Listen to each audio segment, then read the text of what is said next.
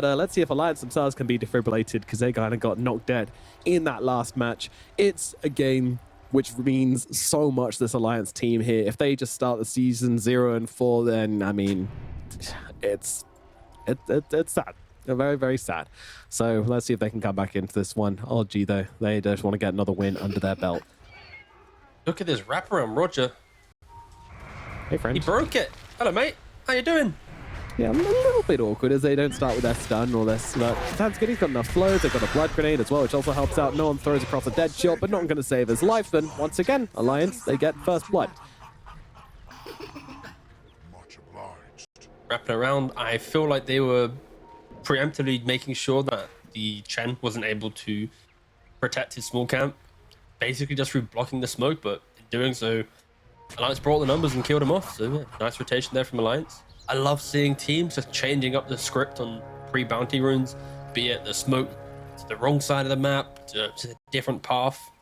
Yeah, nice stuff from Alliance. Starting strong, got a kill. And no one, he steps up by himself. Yeah, this is brave. This is brave. Now, they do have another blood grenade available on the other side, and they are going to throw it out. So they want to try and get the kill here. They need to get S4 in range for the whirling death. And, oh, I thought he had it. I thought he had it. I was hovering the whole time. It looked like he might have had the range there, but never mind. It might not have done enough damage anyway. It would have been close, but alas, didn't quite feel he was in range there. So no one gets away, and still a pretty rough start to the lane for no one, who now has to lane on no HP at all. Still has those tangos coming out, so yeah, it's a tough time. The fact he even went for it was like kind of wild, but you know, it happens. Maybe you expect them to be greedy and because we've got the kill, so T-Gov. OG will be scared. Go on, what's you up? miss 100% of the bounty runes you don't go for. That's my motto. It's a terrible motto. I have had too many ranked games where like I get this one play, it's like, we didn't get the bounty runes, it's over. I'm like, oh brother, chill. It's like we went 2 for 2. It doesn't matter. It's like I need the third one to buy my blight stone. It's like, bro, what? You don't need that. Why are you grieving? Planning for this? Yeah, what is this like weirdly constructed idea you have? But so far, yeah, I think Winter Wyvern in the mid lane, it's going to be about a spam. It's bodying him is quite the thing. I think it's quite a level lane as well. I think when Quap goes maybe for dagger, she's holding her point right now, and if Thompson just goes for like 2 points dagger, it could be too much damage for the Winter Wyvern to deal with. He has 54 damage. No real stats to his name, so yeah, I'd be interested to see if Thompson does go for that. But he is 9 for 4 to the 7-on-1. A very incredible start for this Winter Wyvern. One thing that's always confused me is that Queen of Pain is a very weird hero thematically, right? Like, obviously, you know, succubus made to torture people and, you know, do naughty things to steal the life force from men, right? That's kind of the vibe. But why are like 2 out of 3 of Queen of Pain's damage spells about screaming? You know, is that the torture you're going for there? That doesn't sound super bad. Just scream of pain and she's sonic heard wave. so many screams in her life that she's just like projecting. Oh, okay, all right. You know, I like that. Good job. You should do some creative I'm writing. reaching. No, I liked it. I don't think I should. If you listen closely, you can hear Alliance screaming with their 0-3 right now through Thompson's spell usage. Thompson is an annoying guy, but that said, yeah, I'm kind of content on how this Wyvern started off the lane. We'll see if he's able to keep that going throughout the laning phase. I imagine this match. Roger, do you want the ward? Oh, there we go. Hey. It was a challenge, but he got there. That is always the joy when someone finds the new tech sentry placement and then they awkwardly find it. Yeah, Kitrak will do absolutely nothing in this lane, other than killing Hanskin. Untrue. Spirit Breaker is just not that good of a hero. But Seb will thrive. Just the wave will be in a good spot. He'll be able to click Charlie. He'll be the nuisance. So through Kitrak's absence, Seb will be able to truly have a great time. Yeah, I mean, they've dropped very well into the Spirit Breaker pick. You know, every time you grab Spirit Breaker, you've got to get yourselves an OP laner to lane him with, so that you know you're not just going to absolutely throw one of your lanes. And Nature's Prophet, since the beginning of time, has always been a fantastic laner. And this game, it's exactly what they needed. So, you know, the pick, even if it hadn't been buffed, I still think there's a possibility they could have considered it. But now it's really just kind of put the nail in In the coffin of Sure. life, yes. We need to look at top lane though. Like there's a double wave. I didn't catch how it was created, but Nature's Prophet with a double wave into a level 2 whilst Double guys bottom to rotation. rotation. That's big. Thompson going down in the middle lane. Holy smokes. You know And what, G, Hanskin just- most likely going down here as well. Ooh, Stomp is out. Blood Grenade does connect though. Seb with the right clicks will need to finish the job right here. We'll be able to do exactly that. Kid Track gets to kill with the Blood Grenade. And that is going to be a nice little pick off here in the top side for Old G as they continue to pressure Charlie here. He's just, I mean, And he's his Courier getting died. some creeps, but yeah, Courier dead. Creep's just kind of battling away at him, forced to kind of go almost all the way into strength here as well. So it's a tough time. Struggling to CS with all his strength. He's still doing pretty well though. It could have been a lot worse for Charlie there. He was able to poke and prod and get at least a couple of the valuable CSs during that under tower. I was expecting it to be a lot worse. Yeah. Alliance recovering from what was such a weird double lane. And yeah, luckily we didn't miss it on stream. We did see Thompson die to the rotation of Techies and the Winter Wyvern. To my question of maybe 2-point stagger could be enough to push up this Winter Wyvern, it's not. Just the Winter Wyvern spam of Arctic Burn, you rarely see it, but Queen of Pain is the one just getting fully bullied. Yeah, John's owning. Really. Like, I mean, the rotation from the techies helps out as well, but even before then, it really was a Wyvern show in the middle lane. And Look at the CS. It's Thompson's 29 getting for 9 to 16 and 5. Yeah, this is... Well, that's why I got to kill bottom. Yeah. I mean, to be fair, I feel like Alliance is pretty stable in their laning phase, at least in the couple games that I've seen. Like, they rarely make these egregious plays as they went, what's happening? Yeah, that comes later, unfortunately. Yes. Charlie, the Stomp's going to come through and keep him safe for now, so he is going to be able to get himself back. But yeah, 2 out of 3 lanes going the way of Alliance. Definitely good, but this top lane, it has been the old G show. They drafted for it, though. We'll see what happens if this Kid Track's able to spill over to some other lanes and have some impact there. Could definitely use him at mid, and a lucky rune picked up there from Thompson. They went bottom on 2 heroes in Alliance, which allowed him to go grab the illusion rune. That's going to help against the... Oh, okay. It might not help at all, actually, with the techies here as well. Oh, a little bit early on the blast off pond load. That is a big mistake, which gets Thompson out of there. Very small blunder, but a blunder nonetheless. Yeah, Thompson very happy to have been able to survive there. He'd have to deny off his ward. Roger comes on through, so... Oh, no. Now the return kill as well. What went from a small misplay from Ponlo turned out to be a massive, massive mistake from him, and then really puts Thompson in now a fighting position. In fact, he's looking to rotate down at bottom, or maybe just grab the bounty rune and go back to lane. Yeah, just bounty rune time. You don't rotate on a Timbersaw. That's not a thing that happens, but you do get a little kill onto Kid Track up at the top side as Lance can catch them out with a ton of damage on that Astral And it Wisdom Rune. Ooh. Oh, wow. That's coming down for this one as well. They're really trying to fight for this. Honlo is the one who's able to pick it up, but maybe they can get some kills. What? That's 2 tornadoes from Roger here as well. What the hell? So much stuff happening. Like, whilst we're seeing the Wisdom Rune, S4 gets another kill onto no one. Of course, once the Timber hits level 6+, getting that Chakram, flying the slow, yeah. Good stuff. Yeah, S4, he's coming to play in this second game, and they need to. They need to, you know, push it to the third game. They need to, you know, not lose, boys. Come on. Enough of that's been happening so far. This is an incredible start for them once again. Yep.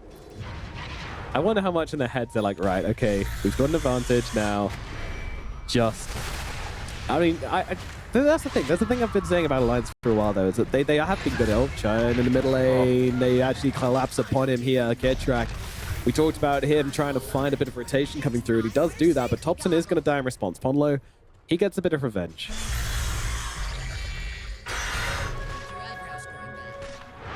Roger TP's away. Now, Scriff is on it. He's not missing anything. I mean, come on. A world-class observer. One of the best. You know what? I might even go far as saying the second. No, the best. I'm glad I cut to a replay there. No reaction. That's why I did it. I knew it'd go for a replay. Because he is the best. Look, I'm not ranking observers. I'm never doing that. Okay, they're all the shed goats. I would never place one above another. The real force behind the Dota scene, as everyone knows, is the observers.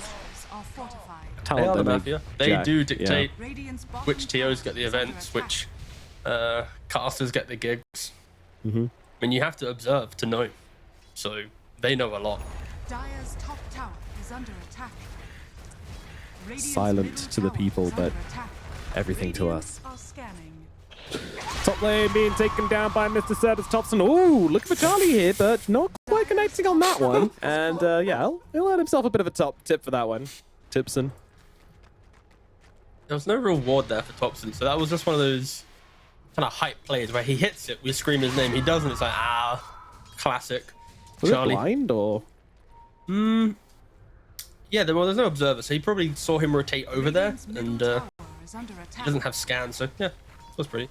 Oh, he scanned it. Yeah, he does scan. Yeah, I did. See, Scriff, I said scan before he highlighted it, so go me. Oh, Scriff. Yay! Another dub for Scriff. I mean, it's kind of hype though. I think you don't see a lot of scan plays get highlighted, but they're so cool when they hit, you know? I feel like I wish scan was more apparent in regards to like the viewing experience. Radiant has you scan or something, you know? It's very kind of passive of a tool, and it's so important in a Dota game. Do you think if it did have an announcer saying, the scan has been used, people would respect it more? Are people that simple? No, I mean just for observing. Literally just for like the oh, pass right. and the viewer. Oh, I see. I don't mean for in-game. Hell no. I want that to be covert and hidden like it currently is. Indeed. Well. Despite all the Lions have done in this early game, they have been able to secure a few kills on LG to kind of mitigate things, mostly on the backs of Kidtrack, so currently standing out for me as the kind of highest impact player. And yeah, despite getting first blood, Charlie has really been having a pretty rough start to this one.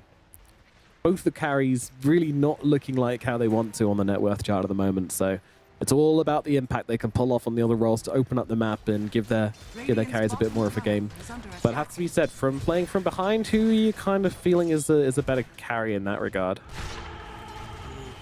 Will probably have to be Muerta. I think her items give her avenues to at least join the fight, whilst Morphling's always chasing the next item, right? It's like when she buys Manta, maybe I need the Axe. When you get Axe, it's like I can fight, but then I kind of want to retreat back for that next thing. Whilst Muerta, you pick up Maelstrom and you have level 12, you're joining every fight you want.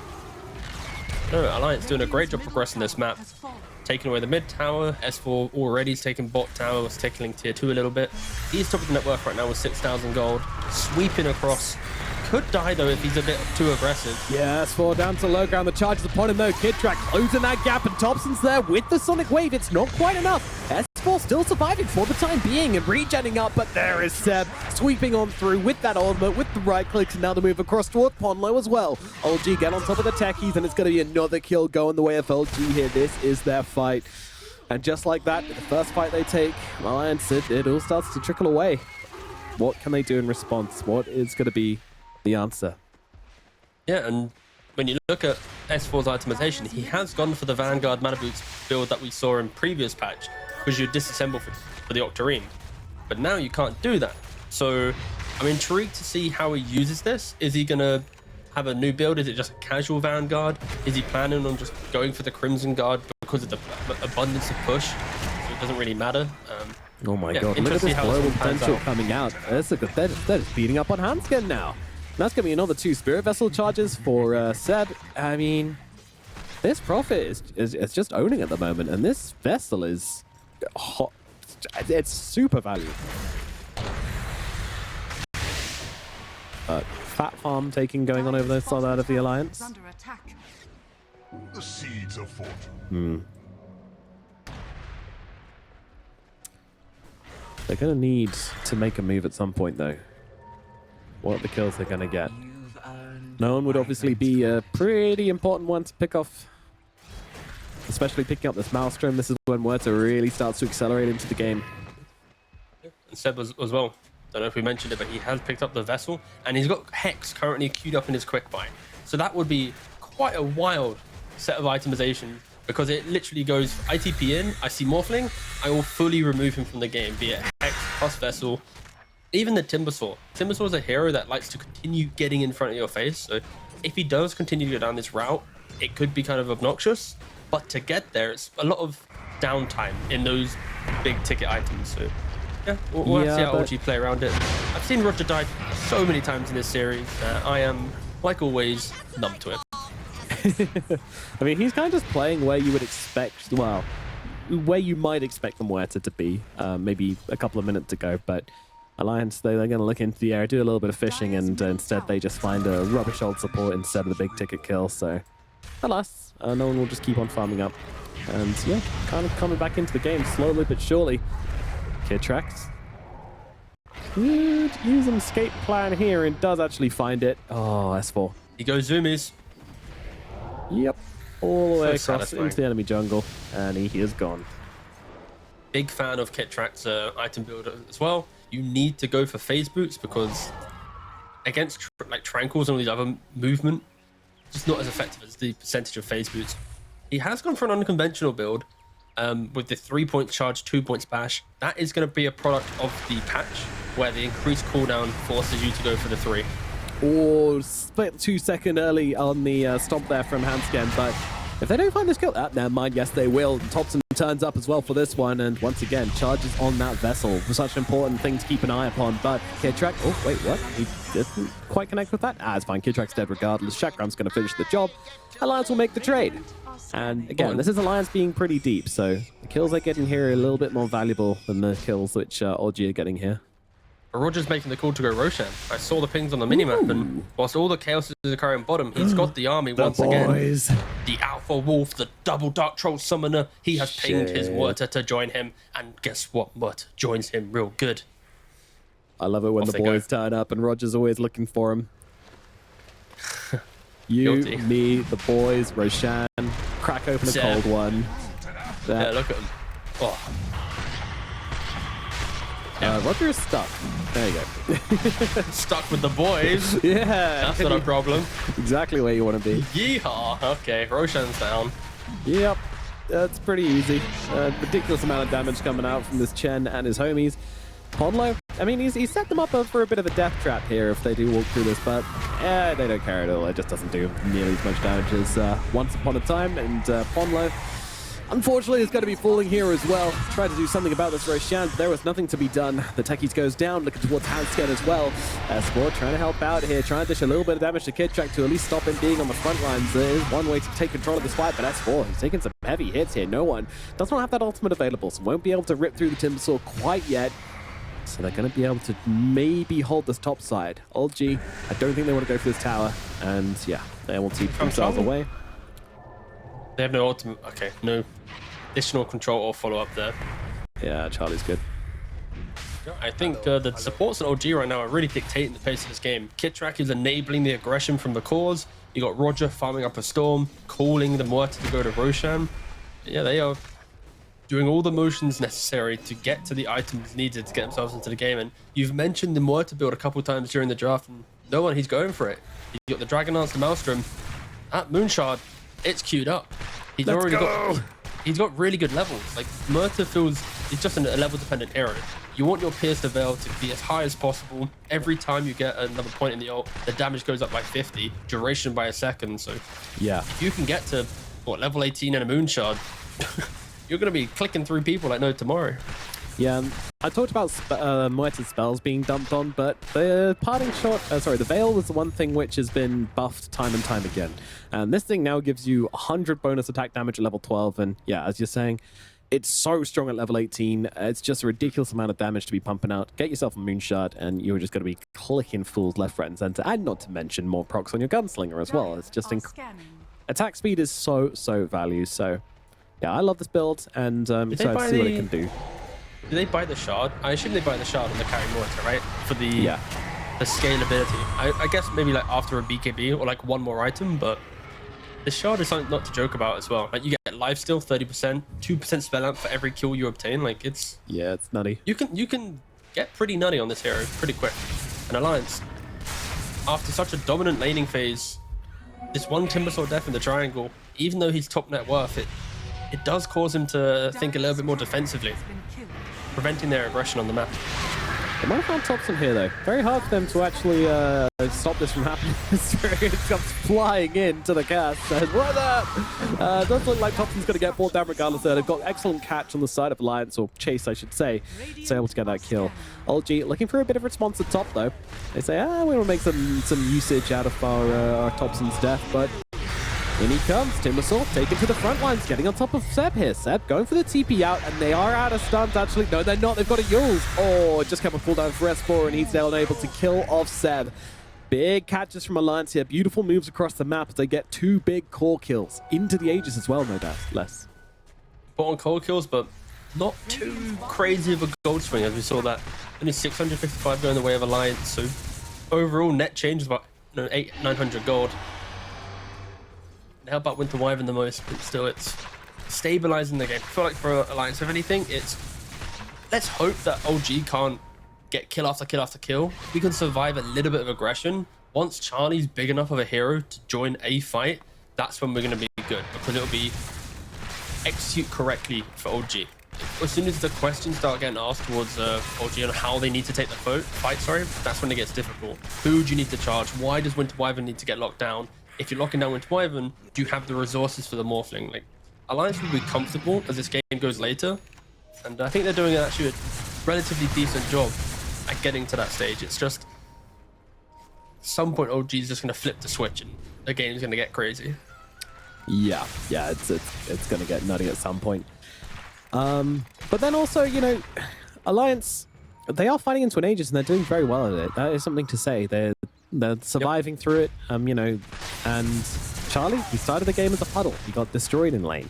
Had to kind of come back into it, and now, well, he's turning into a lake. One day, he wants to be an ocean.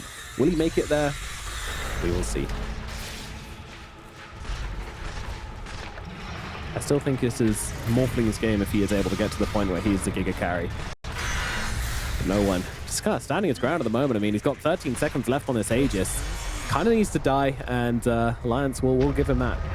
There was a chance there for them to try and wait that one out, but they just want to try and kill him on the respawn, but immediately popping the Pierce the Veil here. But then comes a curse from Chun, cancelling that out. So Muerta just really doing nothing inside this ultimate at the moment. Now she's mortal once again, and Charlie sees the opportunity, jumps in and gets the kill. Now, says 4, he's very low, but not before they'll kill off Kirtrak, and actually, he's just going to keep on chasing on Thompson. Thompson blink away and TP out. Charlie hunting, but not going to be finding.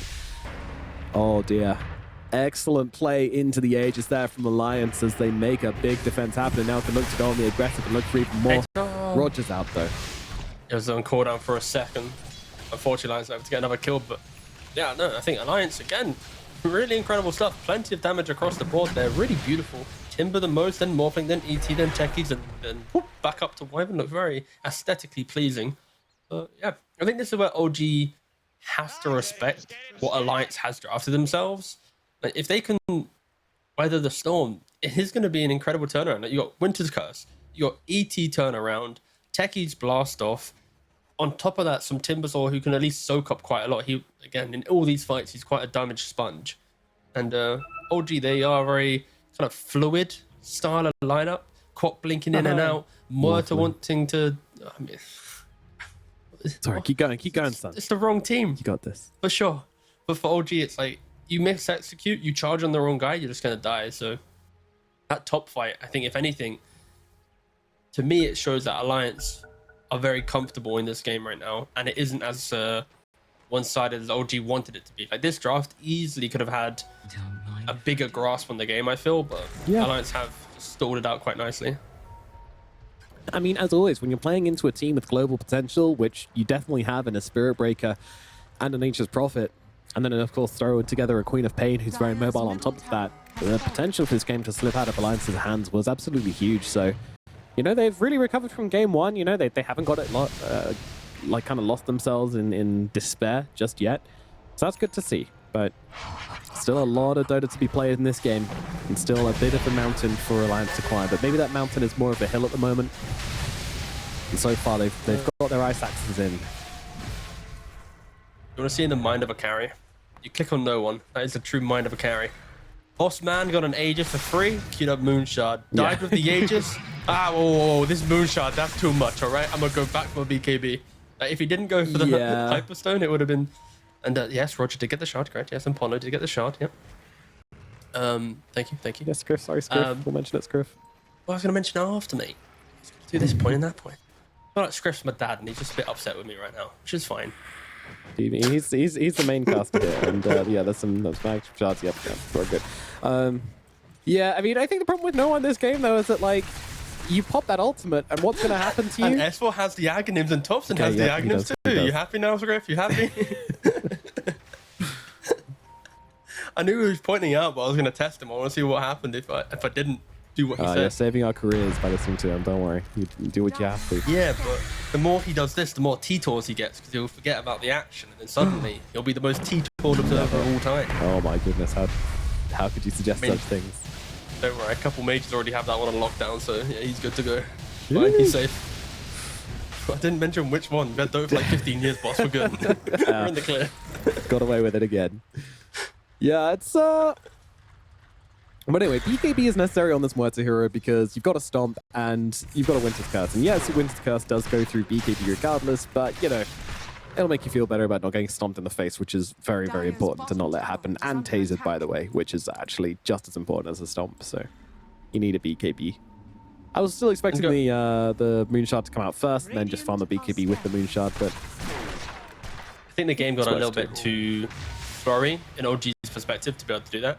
It's also like S4, he's picked up this Aghanims, and there isn't a Dispel right now on OG to deal with this Aghanims. You could argue that Roger, with the neutral creeps, can pick one up and get rid of the reactive armor. That is going to be pretty important. I don't know if he actually has one available right now.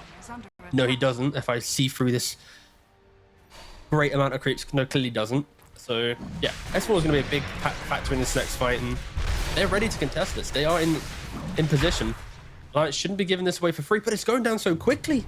It really is. Yeah, I'm not sure they're going to make it here in time. Alliance, they're running over, but they don't have any hope. They don't have any prod. Their draft just doesn't have that available to them, which means the Aegis is going to be claimed by the side of OG. Cheese on Thompson as well. Alliance, they don't make it there in time, and they have seen some Alliance heroes. Do they want to come in onto them, though? Oh, Kidtrap is in there. Yeah, that's rough. Thompson throws down the ultimate. They can set up here. No one. Big wrap around the sidelines here.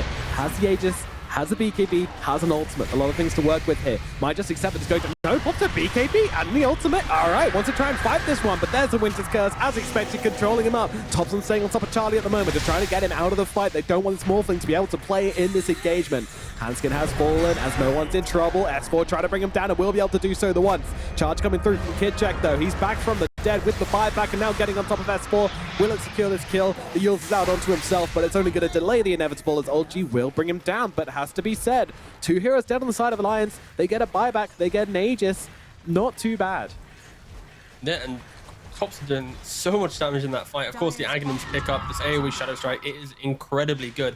And I think, unfortunately, for Alliance, they were just too slow to contest Roshan. Their supports instantly died at the start of the fight. And then there's this like great disconnect where Muerta is 1v1ing this Timbersaw, everyone else is retreating. No one potentially could have kept the Aegis alive if he hit his stun. Unfortunately, the dead shot did miss, which killed him off in the end. But still, Alliance need to be so careful. They have all the spells, they have all the items to be able to take the fight. But when you give away a free Aegis and when you have to use your curse just to survive the Muerta ultimate, you are going to be losing these engagements. And a little bit dicey. It just proves that OG are always able to find that opportunity, if it's going to be sneaking away a Roshan or what. Seb, he doubles down on this assassin style of play. Vessel into Hex into Shadowblade. He really just wants to try and delete a hero at the start of the fight. Yep. That is and by that I mean, fuck you and you in particular kind of build. Exactly. Like, he himself isn't doing all the damage. He will just be saying, guys, I found one guy. Blink from the Quap, charge from the Barra, then you execute. So he is the initiation with all these items, basically. It's yeah, a very interesting build based on, I guess, the heroes they have. They don't have that traditional frontline built within their draft.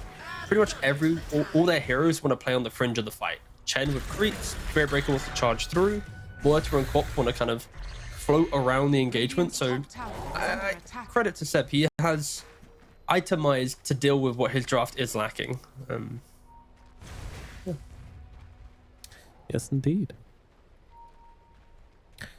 I'm really interested to see how these, like, there's so many ways these fights can work. You know, some games, two teams clash and you just kind of know what's going to happen. You're just kind of watching who kills who, but anyone can kill anyone. Like, Charlie can kill Kid Track. You know, who saw that coming? Not me.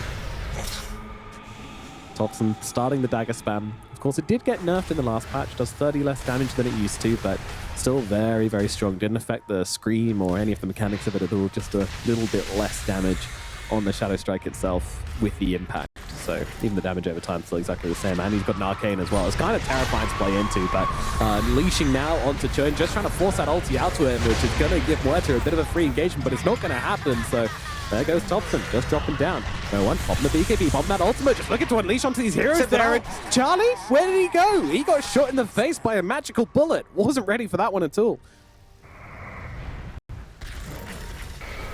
That's a huge mistake. Esport jumping forward here, looking for a little bit more. There's the reactive taser, of course, disarming the Muerta, stopping her from really rinsing S4 at the moment. So, yeah, they will bounce back. Oh, hold on, back in. It's not over. Seb finds a backline pickoff here. Roger does the scouting, Seb does the killing. Positioning is so key in this. Like, oh gee, you throw in a body, you soak up the spells and you're gonna go. And I don't think Charlie was ready for the amount of damage. Seb, once again, quite low, but has the Hex Shadowblade in 3? I'm wondering, where's the Wyvern coming on over? So Sleep is going to buy him the time, and they got the detection. They'll bring him down. Yeah, his teammates were like, sorry, boss, we got nothing to help you there. Yep. They have to be so careful in Alliance. Like, 2 fights in a row now, they've just been caught off by surprise. Like, who really predicts Thompson's going to yeet his body into the middle of an engagement and put like at least Winter Wyvern on half HP? It's unpredictable madness, but OG are able to capitalize on it, and the amount of damage no one does do is like Charlie. Well, he just got 100-0 practically, and win probability. Back and forth. 8 minutes ago, Alliance was in the lead. Now, guess what? OG are back at it again. Not again. They can't keep getting away with it, but you gotta say, I mean, Alliance, you know, it's not entirely LG playing exceptionally well. Alliance have made a couple of mistakes here and there.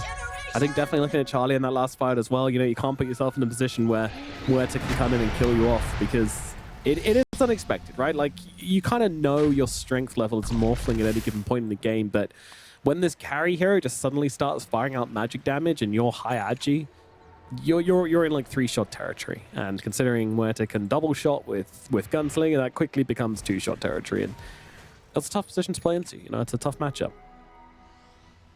I guess the issue for Alliance now at this point is, where is their simplified approach to the engagement, right? It's like, where's the point and click stun to make them feel happy? It's the slow build up of the Echo Stump of an Elder type, the blast off of a Techies.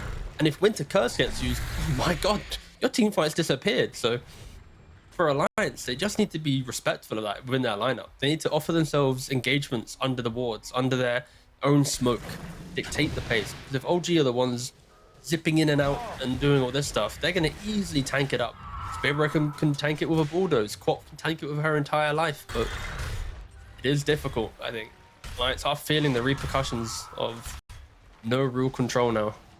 Morphling, he does have the Skadi, so Skadi, a Gem, a Lincoln's, a Manta, like, this could be the chance for Charlie to truly enter the game. Set up on bottom though, they're looking for the Wyvern kid. Tries going to start things off. No one's here as well. Just going to pop that ultimate and slam down onto Joan. And now S4, he completes the teleportation here, but they're just walking into the blender, but no one. He's actually going to pull the plug on this. Goes to the TP out under the cover of BKB. LG, the strike team is successful, and they extract successfully as well. I'm thinking about, okay, Alliance, they're going, they're smoking, they found Quaff, but in the meanwhile, you just see Wyvern get deleted. Yeah, a bit of Navy SEAL style there from OG, honestly. Alliance, they just need that one. I feel like, do you know how Seb bought like this Hex and this Vessel and these like, let me push my team forward items? That's what Alliance are missing right now. They're missing that one guy who's like, all right, our draft doesn't have stuns, so let me just build that little something to help us out. And it's kind of difficult. Timbersaw naturally goes for him, like itemization for himself, Sanjkaya, Ags. There's no hero who can really bridge the gap in draft to what the game needs. Yeah, every team needs a gooey player, someone who can fit any mold. It's kind of like a cat Is under attack. sitting in a weird container. This Hanskin gets shot in the middle lane. What will your fate be in the afterlife? Dire's bottom tower. OG are really just putting the pedal down now. It just feels like they're outmaneuvering Alliance across the map. Like they're making better plays, they're making better moves, they're getting bigger kills. Alliance, they're just, every time they go for something, OG have already made a move, they've already made a counter play. It just feels like it's really hard. And you mentioned this about their draft earlier on, that it's going to be a hard one to execute. It looked like Alliance were going to be able to pull that off. You know, they played through the first Aegis so damn well, giving me a lot of confidence they had the ability to kind of play the draft to the maximum, but one or two mistakes and it feels like the confidence is just gone. But it's also like, I feel like with these drafts, you see it as a viewer that they are a mistake-prone lineup. And if they make those mistakes, the game will get difficult. And for OG, it's like, sure, let's throw our bodies in. If things go wrong, who cares? Because at some point, a mistake will get made for us to be able to break the game. And you can kind of feel that in how they play, right? They're looking for engagements. They might be throwing away a life or two. Like, no one's trading this Aegis top, but it's that understanding of at some point we're going to get it. And Kitrak gets the shard this time around. Again, a big shard. If he can soak up the Winter's Curse, be the main primary target, it could help out. Sure, he might die based on who he's next to, but it could just keep that hero alive if needed. Likewise, not many point and click stuns out of that, so I don't know, I haven't seen that item menu pop up yet, so I'm not entirely sure if Kitrak does have the shard. We That's need a to good see that point. one board Very up good there point. as another Tormentor goes down. Who gets this who one? got this one? I don't know. Who got it? No idea. Ah. If only there was some sort Thanks, of... Observer. The Winter Wyvern got there it, it is. Nomad. Oh, Yay. yeah. Wyvern got it. God. We're currently tailoring the audience to the 3-year-olds in chat. Nah. This is advanced. This is advanced humor for smart individuals. Yep. Very true. Cool. Charlie on the run down the bottom lane. Thompson trying to take them down. And Sets in the neighborhood as well. They've got the Hex, they've got the Vessel, they've got the Nullifier as well. Holy crap, they're actually going to be able to kill them off. Death by 1,000 Are they cuts, killing but 1,000 cuts they have now. Well, in comes the con. Oh, once again, Ponlo just a few milliseconds off the mark, but it's going to cost him his life, and it means that Thompson gets away. A heartbreaking series of events for the side of Alliances. That's just going to put them in such a bad position, but we talked about the fuck you and you in particular item. Literally, Seb now sitting on 3 single target items along with a Silver Edge as well. Incredible control. Incredible damage done. And Thompson, I'm mentioning how he's also throwing his body in. He's going for a heart potentially. But Octarine, Axe, Sanjkai into their heart. They are really looking at Alliance's lineup going, how can we deal with this? Titan Sliver as well. Thank you for pointing that one out. Like, OG have just been on the ball with their Roshan calls, with the play that they made. And I feel like you're mentioning, like, what can Alliance do? They did great after the first Roshan. The other answer, they just never made a move, right? They never tried to be the aggressors in this game. And the repercussions are unfolding. Yep, Kitrak's going to throw himself in, get killed off again. You know, it's all good. It's his 6th death of the game. But he's setting up here. Thompson trying to pull up Hanskin. Hanskin force-staffing himself away and TPing out of this one. Kitrak actually buying back. They find Jordan in the backline. Thompson, he is the assassin in this game as no one's unleashing the damage under the veil. Look over towards Ponlo as well, the force-staff. It's not going to get him out of danger. Thompson comes in to finish the job, and now Charlie, he's in the fight right now, but doesn't even want to be. Seb is approaching, and Charlie wants to be nowhere near that guy. That guy is just too damn strong, too much single target stuff for the Morphling to fight into, and I think Alliance might just be watching their top lane of Barracks being taken down here. Dire's top barracks has fallen. It's a tough time. Thompson moving on to S4. Charge is there as well, but he's got a Yules available to hold back that cow. And actually, the counter charge coming in from Charlie. They're going to pick up kill number 7 onto Kitrak. Okay. That's a big dieback. Got to find the positives right now. Dire's middle tower has fallen. Dig deep enough and eventually you'll hit something. But it is OG now, smashing away at that high ground. Unperturbed about the death of their Spirit Breaker, or at the very least just want to keep Alliance inside their base. Finally, no one completed his moonshot. Hooray! He's been holding on to this. He's been tossing and turning between going for the Mjolnir, maybe going back, and It was like a Incredibly second tanky. / third item moonshot, then it got relegated to a fourth, then it got relegated to a fifth, then he's like, I'll just go back and grab a cheeky silver edge, finish off my hurricane. All right, now I'll finish the moonshot. But now he's online.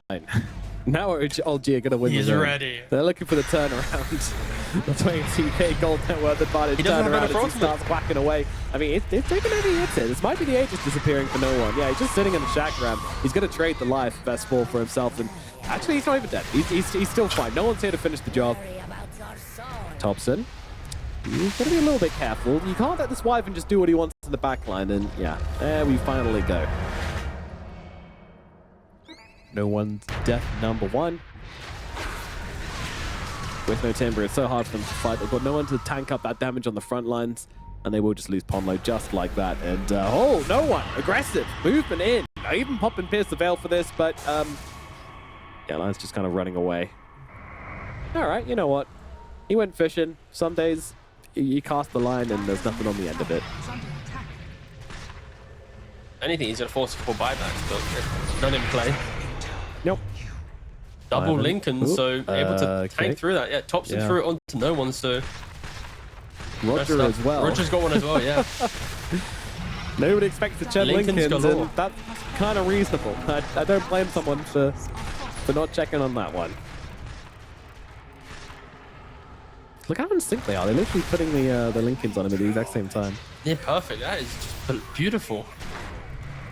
Right. I'm not doing it again. Not off cooldown, that's a shame. It's been 29 minutes of watching old G run at Alliance, it feels like. Yeah, actually, the graph perfectly represents that as well. Like the 21-minute mark is like kind of even, then it's just boom all the way old G. Yeah, Really it was just back and took the forth game for by a storm. while, but yeah, it's. And that's the thing. Like, I don't have the whole. When Alliance was ahead last game, I kind of had my heart in my mouth faith. somewhat, as I was like just kind of Yeah. scared and waiting, and I just don't feel like old G kind of make those same mistakes. And I don't know what it is, because on paper, Alliance are good at playing that kind of checkbox. Like they seem to know what they should be doing, but then something terrible always just happens to them. And OG, it feels like they're more malleable. Malleable. A lot of fail-safes often built into their lineups. I feel like some lineups you look at, you realize if they are to blunder, they've got 2 or 3 built into their draft, right? They've got the heroes that can play a wider map, that can do these moves, and for Alliance at least, it's as soon as you lose grip on this game, what Nature's Prophet, Spearbreaker, Chen, like all these heroes will destroy creep waves in a matter of seconds, be it through spells or their own toolkit. And it's very typical. I feel like Alliance, if anything, in game 1 and 2, they've been battling and pushing out waves more than they've been battling OG in Yeah. a proper team fight. It's Been a lot OG about have the really map. had the numbers. Exactly. But in this middle lane, there has been a lot of littering going on from OG here, so definitely can't condone that. There's a healing Lotus and a Clarity halfway down the middle lane. Disgusting. Clean up after yourselves, Yeah. guys.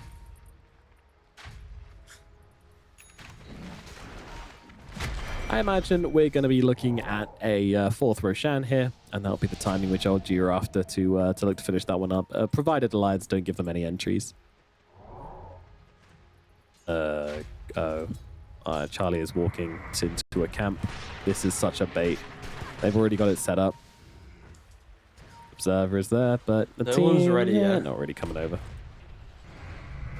There we go. Heart complete on the quad. Going for the Shivas next. This is Look going to be a tanky. gig attack. Queen of And pain. Spearbreaker's going for the Lincolns himself, so what, they're going to have 3 Lincolns? No, 3. Oh, he doesn't have one himself, yeah. No, Dire's bottom unless tower is under Seb's attack. buying one. No, he bought.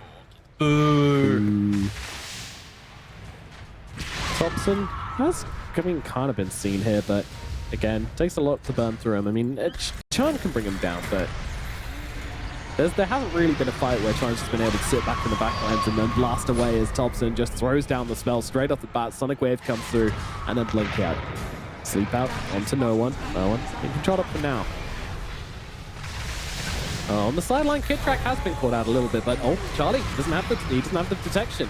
Meanwhile, no one. He's going to be forced out of this one. Down to about half HP now from the Wyvern and from the Terrorblade. Oh, Charlie, got to be careful there. Those shots from no one, they can hurt. That was a crit. He might have been in a bit of trouble, but Alliance holding the tides of old G for now. Is under attack. Struggling to take the fight. Every time we look at them, they're getting poked and already 4-man back to base, getting the fountain regen. No one just chipping away at the high blasting ground. away. Yeah. Look at this hero go. 1 Lincolns, 2 Lincolns. He's got Satanic as well to boot. Yeah. He's got his Lincoln as well. Like, Thompson just blinks into 4 heroes. Okay, son. And why not? Why not? Blink out. Absolutely fine. Wait for Heart to do its thing. Rinse and repeat. Keep giving Alliance heart attacks by jumping into the entire enemy team and not giving a shit about it. at any minute, if he tanks the curse, it's going to be devastating for Alliance's potential comeback here. Again, it's 32,000 down. Win probability is like probably 4% right now for Alliance, maybe even 3. Yeah, and I think that's what they're pushing for. The moment that curse gets used... Yes, I got it right. Wow. Let's go. Thanks, Griff.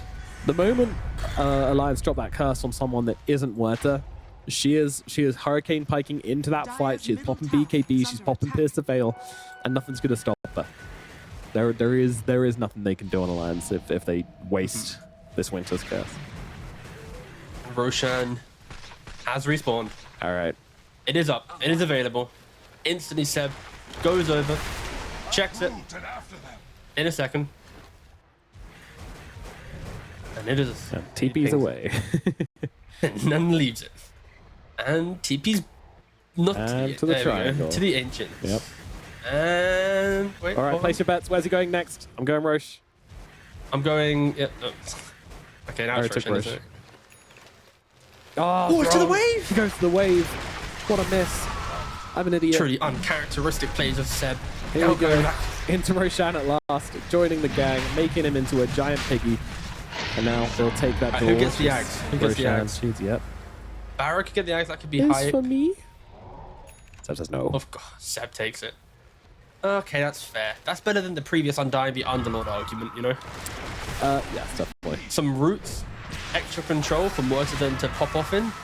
I like it, I like it. Don't forget, Ags used to be, what, a second first item for Nature's Prophet pre-patch? Or not the patch, but like pre-7.33 at least, so... Yeah, I like it, I like it. And now with 3 Lincolns on top of this Werther. She big. How She will large. they stop her? Can they stop her? I don't think so. Satanic coming out just to keep us up nice and healthy. And look at that. Just every bit of damage just immediately healed up again. S4 is trying to come on in here with that shield, with the reactive armor triggered, but they can't stop him. No one. He's just blasting through the barracks right now. The Mega Creeps of Alliance is being taken, and there is nothing they can do about it. Fortify comes down on the back lines. Cho just gets blown up by Thompson. Now he's looking for more. They're dumping some damage into him, but he doesn't even care. He's still on half HP. They can't do anything to this Queen of Pain. She's too damn thick. And Alliance are trapped back inside their own fountain right now, even under the cover of BKB and the Morphling. He just has to cower. No one's doing too much damage. Thompson is attacking too much damage. Zed is offering too many disables. It's all just too much. And Alliance, they get 2-0'd. Can they get the rampage on Thompson? Yes, they can. The big lady gets it done. Holy moly, what a draft, what a build, what a game from Old G.